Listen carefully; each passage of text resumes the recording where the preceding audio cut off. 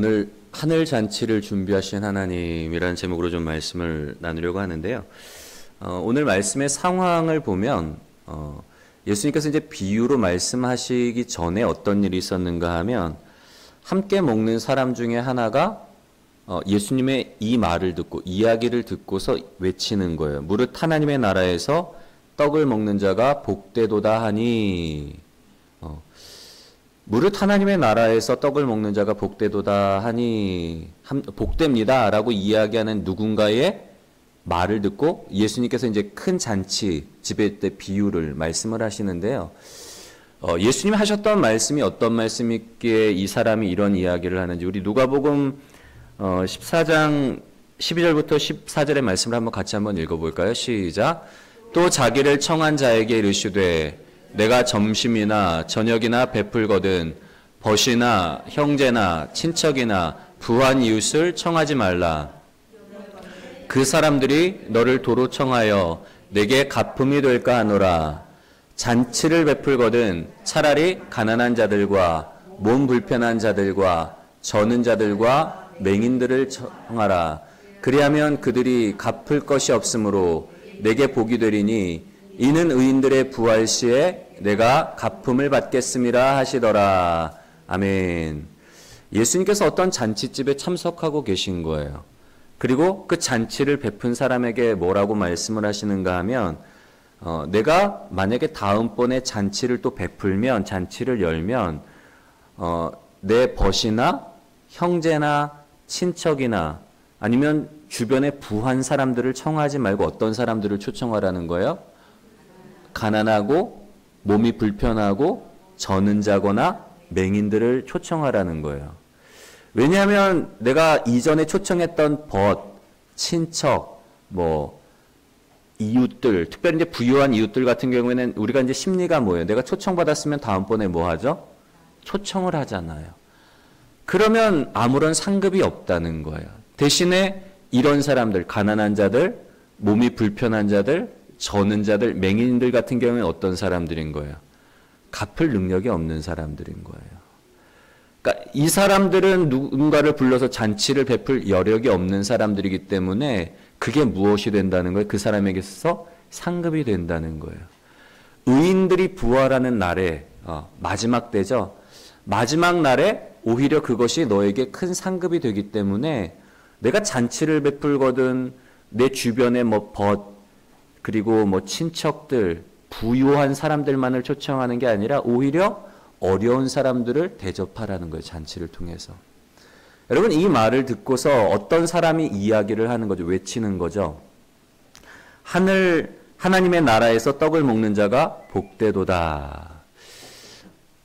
여러분 하나님 나라에서 떡을 먹는다는 것 그게 무슨 얘기인가 하면 하늘 잔치인 거예요. 의인들이 부활할 때에 예수님이 마지막 시점이 언제인 거예요. 마지막 심판 때에는 마지막 날에는 내가 베푼 그 선행이 내가 그들을 초청해서 그들을 먹였던 그 일들로 인해서 그것이 너에게 상급이 될 것이다. 그 이야기를 듣고 이 사람이 외친 게 하나님의 나라에서 떡을 먹는 자가 복되도다. 이 장소가 어딘 거예요? 하나님의 나라, 하늘 잔치인 거예요. 그러면서 이제 예수님이 이 사람의 이야기를 듣고서 큰 잔치집의 비유, 다른 말로 하면 하늘 잔치의 비유를 말씀을 하시는 거예요. 마지막 때에. 여러분 우리가 이제 잔치, 오늘 말씀의 핵심 키워드가 뭔가 하면 잔치인데요. 우리가 이제 잔치를 준비하기 위해서 이제 두 가지 준비를 하는 게 있어요. 뭘까요? 첫 번째로는 잔치를 위한 준비 첫 번째는 뭐죠? 초청. 그리고 두 번째로는 뭐죠? 음식. 가령 내가 우리 집에 큰 어떤 행사가 있어요. 우리 아이가 첫돌이 됐다거나 우리 아버님이 칠순이 되셨다거나 아니면 누군가가 결혼하는 잔치를 베풀어요. 그러면 뭐 보내죠? 초청장을 보낸단 말이에요. 몇 날, 몇 월, 며칠, 몇 시에 어디에서 이런 잔치가 있으니 오셔서 축하해 주세요라고 사람들을 초청을 한단 말이에요. 여러분, 우리가 좀 생각을 해봤으면 좋겠는데, 오늘날에 우리 이제 그런 잔치, 돌잔치도 가시고, 혼인잔치도 가시고, 아는 지인들 칠순, 팔순 가잖아요. 그러면 오늘날의 우리의 이미지로 생각하면 잔치가 잔치 같지는 않아요, 솔직히. 저도 말씀을 묵상을 하면서 오늘날의 우리 잔치를 떠올려 보니까 이거 굉장히 좀 삭막하더라고요. 왜냐면 우리 가면은 뭐 하죠? 뭐 축의금 같은 거 전달하고 그다음에 식사 테이블에 이제 같이 간 뭐 사람들 뭐 지인들끼리 앉아서 먹고 마시다가 행사 있으면 이렇게 보다가 끝나면 그냥 각자 이렇게 돌아간단 말이에요. 물론 이제 들어가면서 잔치의 어떤 호스트, 주인공과 인사를 나누지만 대다수의 우리의 잔치를 생각하면 그냥 가서 먹고 그리고 돌아오는 게 끝인 거예요. 이게 굉장히 좀 싱겁더라고요. 근데 뭐 이 당시 예수님 당시의 잔치를 떠올려 보면 오늘날의 우리 잔치와는 조금 다른 개념인 거죠. 그러니까 파티를 생각하면 돼요. 사실 우리나라 문화는 파티 문화는 아니잖아요. 서양의 파티 문화를 한번 떠올려 보세요, 여러분. 파티하면 뭐 하죠? 일단 뭐가 떠오르세요? 네, 춤과 음악이 떠오르고 스탠딩 파티에 말 그대로 사람들이 뭐 음료수 한 잔씩 마시면서 베버리지 한 잔씩 마시면서 그냥 가볍게 이야기 나누고 또 이 사람과 소재 떨어지면 또 다른 사람이랑 가서 오랜만이다 잘 지냈냐 뭐 이러면서 친구가 되는 그런 어떤 파티의 모습이란 말이에요. 근데 잔치에 이제 첫 번째로 뭐 잔치를 위한 준비 첫 번째가 뭐라 그랬죠? 초청이잖아요. 여러분 보통 잔치하면 누구를 초청을 하죠? 시인들을 초청을 하는 거예요. 첫 번째 누가복음 14장 12절에서 14절의 말씀에서도 첫 번째 대상은 누구예요? 부른 대상들이 벗이나 형제나 친척이나 부한 이웃 이렇게 네 부류의 사람들을 이제 초청을 한단 말이에요. 여러분 우리가 이제 누군가를 초청하고 잔치의 기본적인 목적이 뭐예요? 그러면 잔치를 왜 하죠? 같이 기쁨을 나누게. 맞아요. 나눔의 자리란 말이에요. 잔치는 우리 집에 이런 어떤 기쁜 일이 있으니까 오셔서 축하해 주세요. 나와 함께 기쁨을 나눕시다. 여러분 잔치는 한마디로 말하면 나눔의 자리인 거예요.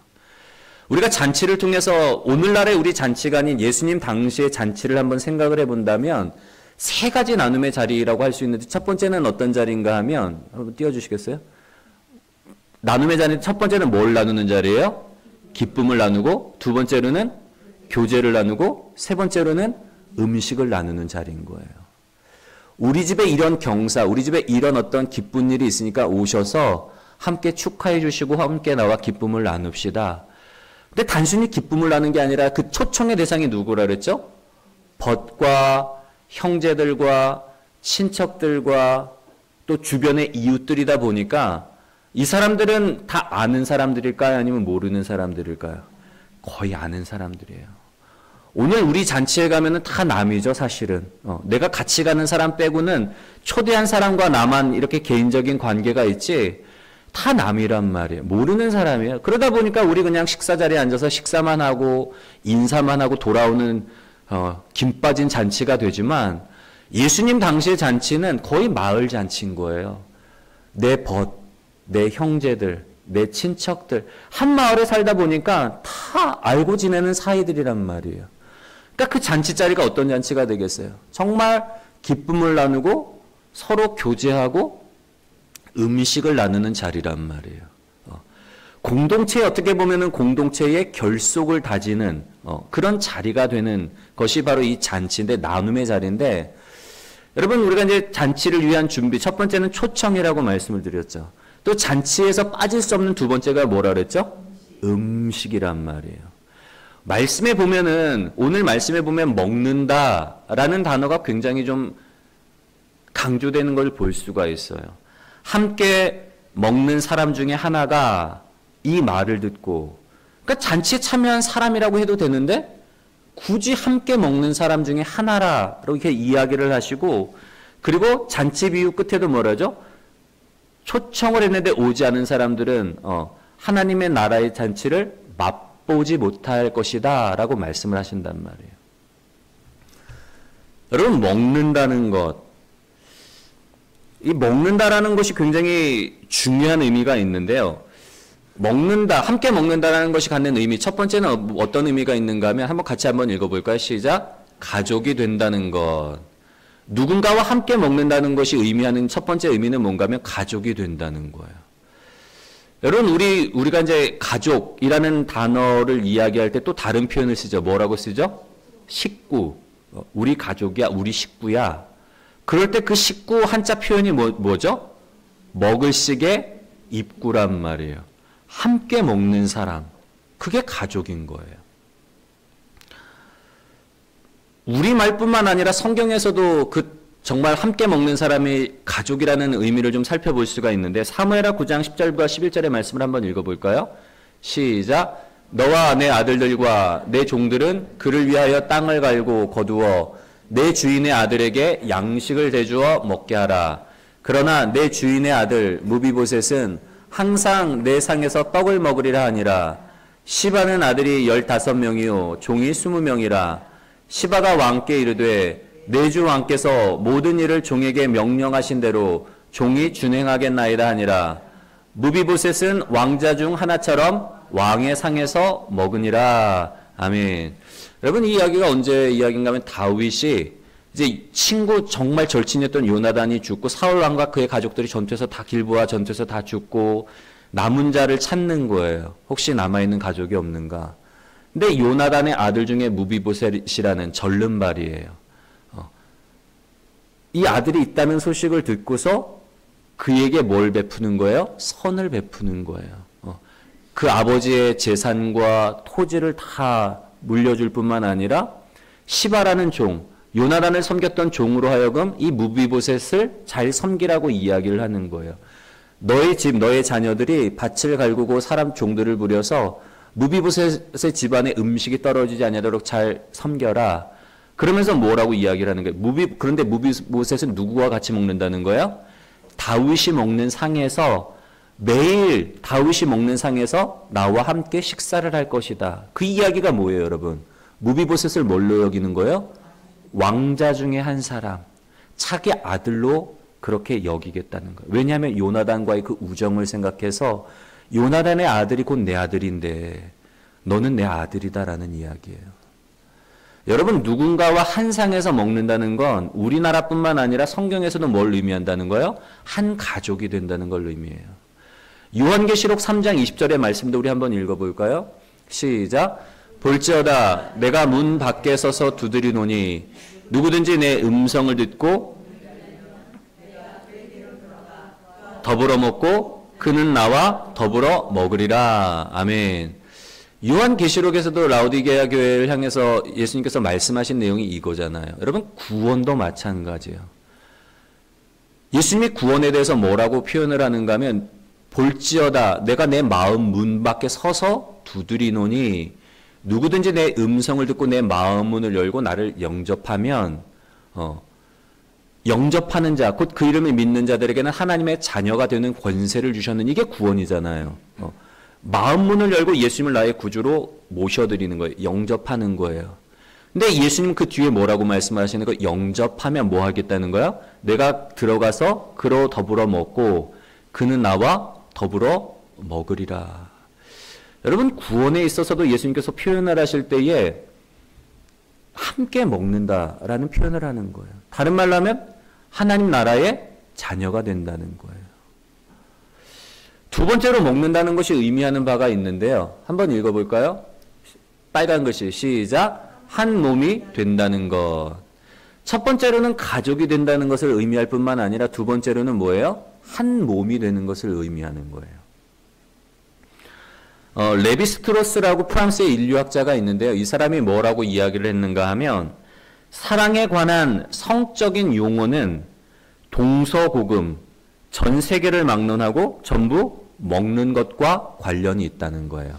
남녀 간의 어떤 사랑에 대해서 사랑에 어때 대해서 이야기할 때 어떤 그 용어들, 성적인 용어를 자세히 보면은 동서고금, 전 세계를 막론하고 다 무엇과 관련이 있다는 거예요? 먹는 것과 관련이 있다는 거예요. 여러분, 영어권에서는 사랑하는 사람을 가리킬 때 뭐라고 부르죠? 허니. 비음 섞인 소리로 허니 하고 그런단 말이에요. 허니가 뭐예요, 여러분? 꿀이잖아요. 먹는 거예요. 여러분, 그만큼 먹는다는 것이 의미하는 건 뭐예요? 먹는 건 뭐예요? 내 몸으로 들어가서 소화가 되고 흡수가 돼서 내 살과 뼈를 이루는 게 먹는 거란 말이에요. 그러니까 우리가 누군가와 하나가 된다는 것, 사랑의 관계를 표현할 때도 먹는다는 건 하나가 있는 거예요. 성경에서도 가정의 어떤 시초에 대해서 이야기할 때 뭐라 그러죠? 하나님이 남자와 여자가 그 부모를 떠나 둘이 연합하여 한 몸을 이룰지니라. 여러분, 먹는다는 건 단순히 가족이 되는 것을 의미할 뿐만 아니라 먹음으로 인해서 그 사람과 한 몸을 이루는 거예요. 여러분, 예수님이 마지막 십자가를 이제 눈앞에 두고 정말 이 밤이 지나면 이제 제사장들과 종교 지도자들이 잡혀서 십자가를 에서 죽임을 당하는 그 순간을 남겨두고 간절히 원하셨던 게 있어요. 성경에 보면 뭘 원하셨다고 나오죠? 내가 너희들과 마지막으로 식사하기를 간절히 원했다. 이제 십자가의 길은 어떤 길이에요, 여러분? 누구도 따라갈 수 없는 길이에요. 예수님 혼자 걸어가야 될 외로운 길이고 사명의 길이고 어떻게 보면 고독한 길이지만 그 십자가의 길은 제자들과 갈 수 없는 길이지만 그 전에 예수님은 뭘 하기를 원하셨던 거예요? 제자들과 마지막으로 만찬을 나누기를 원하셨던 거예요. 여러분, 예수님께서 왜 마지막으로 십자가를 눈앞에 두고서 제자들과 마지막 식사만큼은 꼭 가졌으면 좋겠다라고 그런 어떤 소원을 가지셨을까요? 그 만찬의 자리 가운데서 나누기 위해서. 뭘 나눠요? 예수님께서 뭘 먹고 마시라 그러죠? 받아 먹으라. 이 잔은 너희를 위해 흘리는 나의 피요.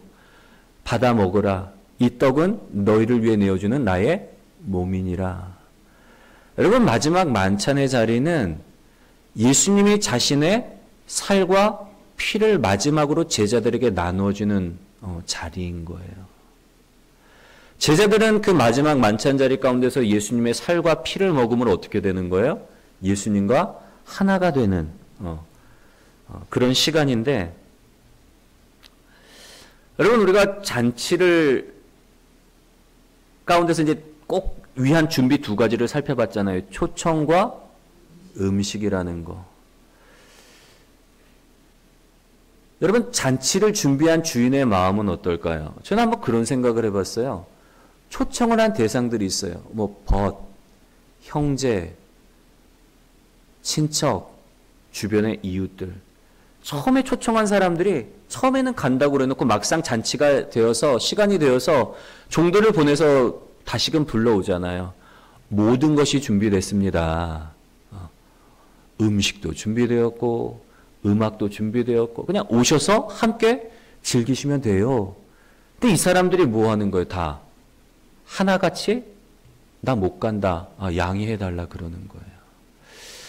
여러분, 그러면 그 주인의 입장에서는 기분이 나쁠까요? 아니면 아주 나쁠까요? 나빠요. 저라면 그래? 뭐야 이거? 화를 냈다 그러잖아요. 노했다 그러잖아요. 그럼 하지마. 오늘 잔치 하지마. 얼마든지 여러분 그냥 끝내버릴 수 있잖아요. 초청한 사람들이 안 온다는데 뭐 가족 잔치로 끝내버리거나 그냥 그러면 그냥 우리끼리만 하고 그냥 끝내지 뭐. 그럴 수도 있는데 굳이 종들을 보내서 뭐 하는 거예요? 불러오르잖아요. 어떤 사람들? 똑같아요, 여러분. 12절 14절에 있던 말씀처럼 누구를 불러오라는 거예요? 가난한 자들, 몸이 불편한 자들, 저는 자들, 맹인들을 불러오라는 거예요. 여러분, 이 사람들은 사실은 공동체에 들어오지도 못했던 사람들인 거예요. 어떤 잔치집에서도 부르지 않는 사람들인 거예요. 왜냐하면 가난한 자, 저주받은 인생이라고 생각했기 때문에. 오면 오히려 불편해, 사람들이. 어떻게 저런 사람들이 올 수가 있어. 우리 이제 뭐 세상의 나이트클럽 같은 데 보면은 어장 관리 하잖아요. 봤을 때 뭐 나이 든 사람, 볼품 없는 사람, 물 흐린다고 들여보지를 안 해요. 뭐 안 가보셔서 모르겠지만. 저도 이제 드라마를 보니까 그렇더라고요. 이런 사람들은 누구도 초청을 하지 않는 그런 사람들이란 말이에요. 근데 오히려 이런 사람들이 잔치에 초대가 되는 거예요. 주인이라고 이런 사람들을 반겨 맞이겠어요? 근데 굳이 이 사람들을 초청하는 이유가 뭘까? 여러분, 우리가 주인의 마음을 좀 알 필요가 있는데요. 얼마든지 그냥 뭐 초청한 사람들이 안 온다 그러면 아유 그러면 그냥 우리 가족 잔치로 끝내버리지. 아니면 잔치 그냥 파토 내버리지. 할 수도 있는데 굳이 사람들을 데려오는 이유가 뭘까요? 나누기를 원하는 거예요. 그 잔치에 가장 좋은 것으로 준비해 놓았기 때문에. 여러분, 예수님의 마음이 이 마음인 거예요. 하나님의 마음이 이 마음인 거예요. 죄로 인해 죽을 수밖에 없는 인간들을 위해서 가장 좋은 음식이 누구예요? 예수 그리스도. 생명의 떡 되시고 생명의 음료 되신 예수 그리스도를 준비해 놓았기 때문에 이거는 물리기 너무 아까운 거예요. 주인이.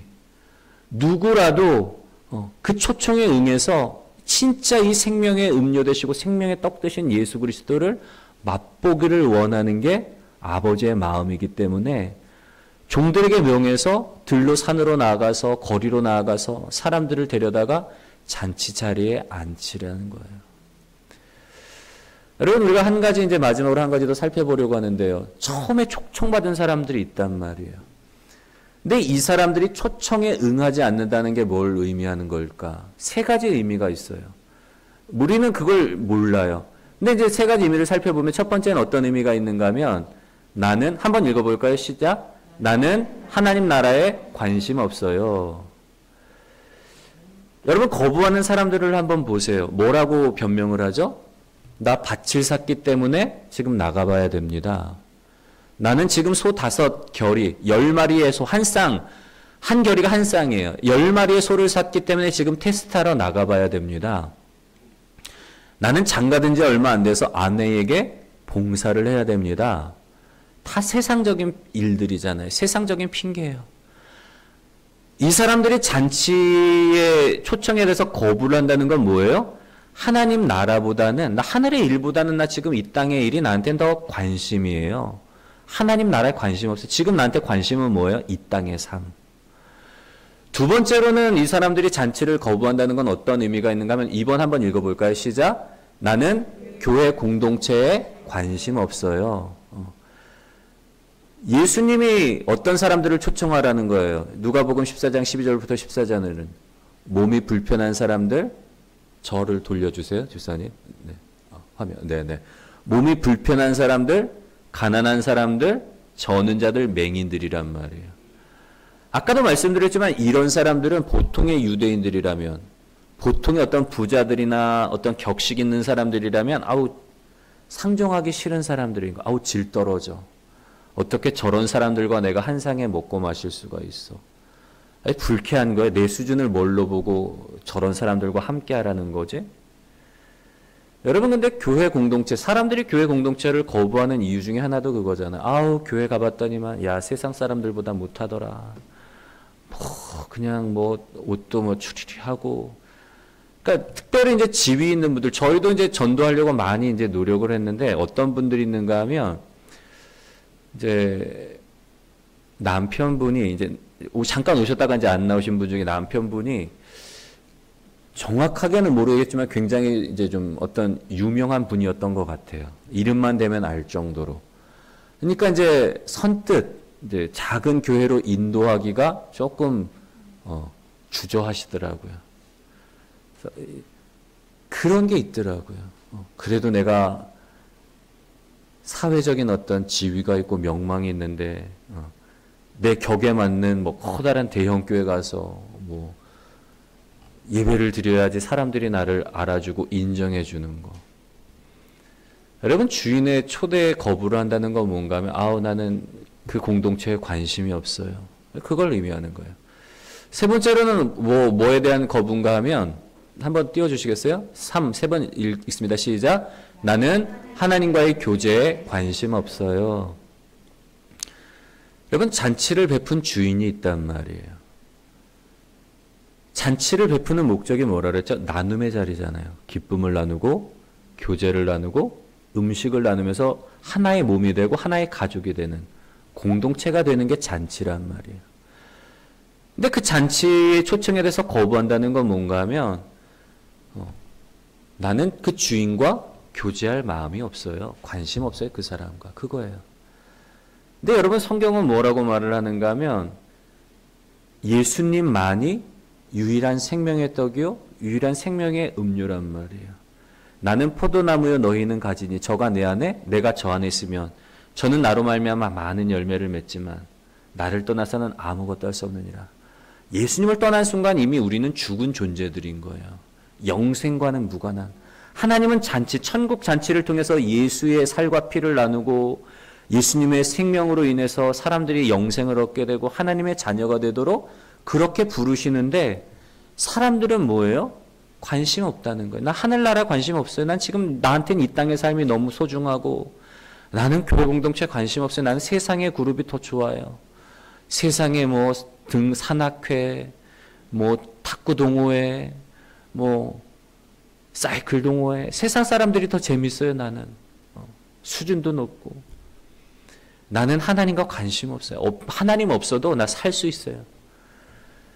근데 그런 사람들을 가리켜서 예수님 뭐라 그래요? 어리석은 부자. 어리석은 부자예요. 하나님께 대하여 부요하지 못한 자가 이와 같으니라. 여러분 이제 말씀을 마무리하겠는데요. 이어령 교수님이 이제 작고하신 이어령 교수님이 쓴 책 중에 먹다, 듣다, 걷다라는 책이 있어요. 이분이 이제 그 책에 보면은 책의 내용 중에 최후의 만찬과 혼밥이라는 그 챕터가 있는데 그 글은 예수 믿기 전에 이제 쓰신 글임에도 불구하고 최후의 만찬에 대해서 이렇게 기록을 하고 있습니다. 예수는 혼자서 외롭게 십자가에 못 박혀 죽었다. 모든 인간의 괴로움, 원죄의 무거운 짐을 혼자서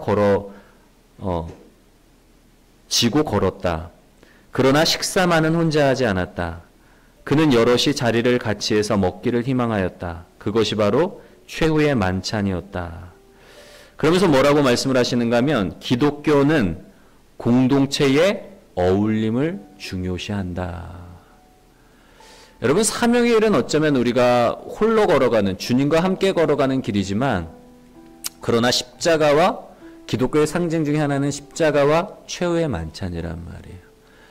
우리가 혼자 그 사명을 지고 걸어가는 것이 아니라 어떻게 보면 교회라는 공동체 안에서 우리가 한 몸을 이루고 가족이 되어서 서로 격려하는 거예요. 서로 위로하고 우리가 그 십자가의 길을 걸어갈 수 있도록 서로 격려하고 위로하고 한 몸이 되어서 예수 그리스도 안에서 걸어나갈 수 있는 그 힘과 능력을 공급받는 곳이 바로 이 교회 공동체라는 사실, 우리가 좀 기억하셨으면 좋겠고요. 하나님은 모든 사람들을 부르세요. 이 하늘잔치.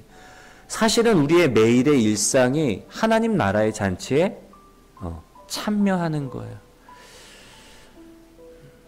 여러분 우리가 매일매일의 삶 가운데서 우리를 위해 예배해 놓으신 하나님이 우리를 위해 예배해 놓으신 가장 좋은 생명의 음식, 생명의 음료 대신 예수 그리스도를 먹고 마심으로 인해서 그리고 교회 안에서 우리가 예수님과 함께 우리가 한 몸이 되어서 그 잔치에 참여함으로 인해서 교회 공동체가 가족보다 더 사랑 넘치는 공동체, 예수 그리스도 안에서 한 몸으로 세워지는 날마다 우리의 삶을 통해서 이 하늘의 잔치를 경험하고 누리는 그런 복된 저와 여러분들이 되시기를 주님의 이름으로 간절히 소원합니다.